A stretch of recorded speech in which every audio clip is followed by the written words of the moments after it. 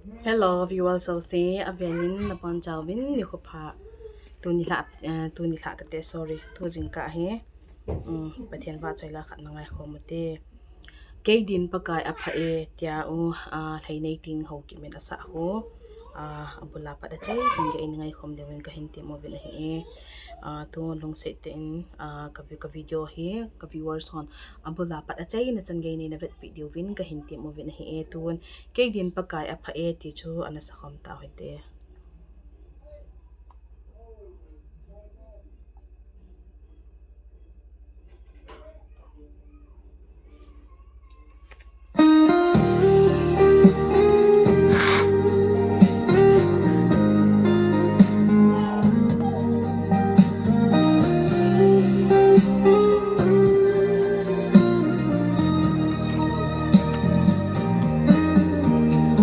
kahin khu ka gelin lung hei nghe ye hasat dale boy na ho hi ni tin ei bom sing nghe ei ban pi ding lâu bang hin lai đi atap nghe ye pakai ka langai na vang a hing sing ye keidin pakai apha e o keidin apha e kalam hongin ki lang hi song le hi chicken ka he e ve kol sing e ngoi lo sing a hi ke ya ding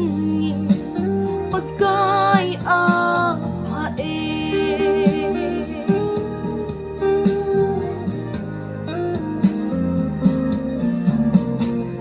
na ve sing na ngai lu na ki hei mang san pu na musa si na umpina na polpe ho seyong e ngai lu ding koi ma lo pakai kahin bele nang mabaw na hi kinep na pa em su keidin pakai apha e o keidin apha e kalam hongin ki lang hi sung le chicken ka he e ve kol sing e ngai lo sing a hi ke ya ding in pakai apha e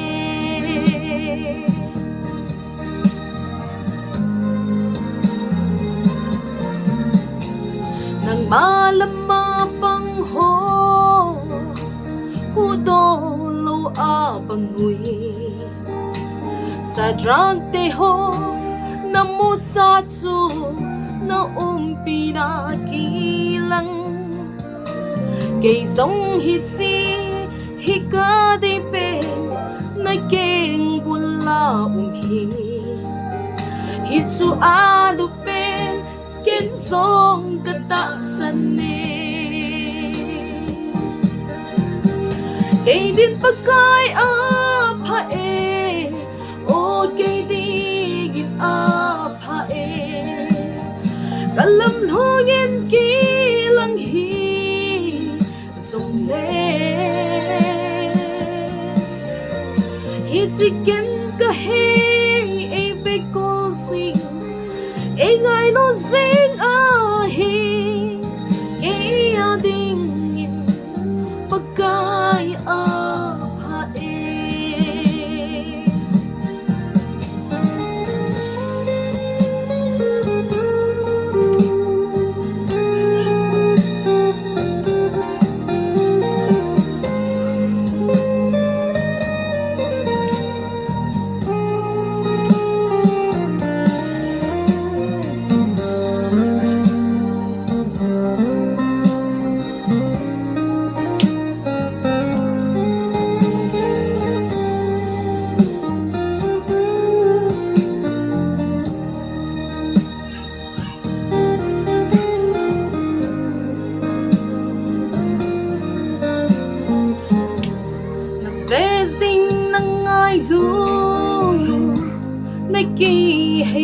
san pu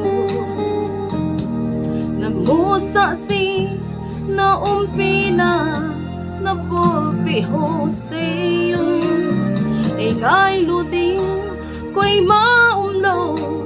pagkay ko'y himbele nang mabaw na hi kinhep na paimso keidin pakai apha o keidin apha kalam hungen kilang hi sum le hi chicken ka he e vekol sing e ngai lo sing a he ke ading pakai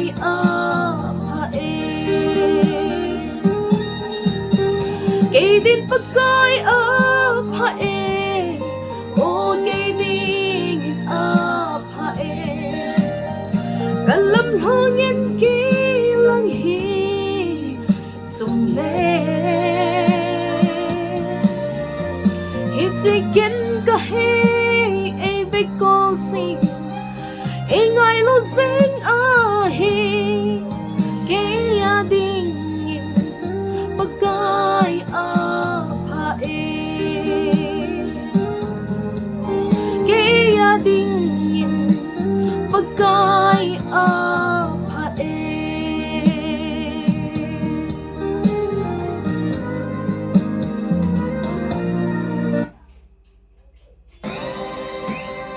vợ chơi lại sợ tia hốt và thế nên phải thấy bộ bị tàu hen cái kịp bãi là bon chào vin bye bye.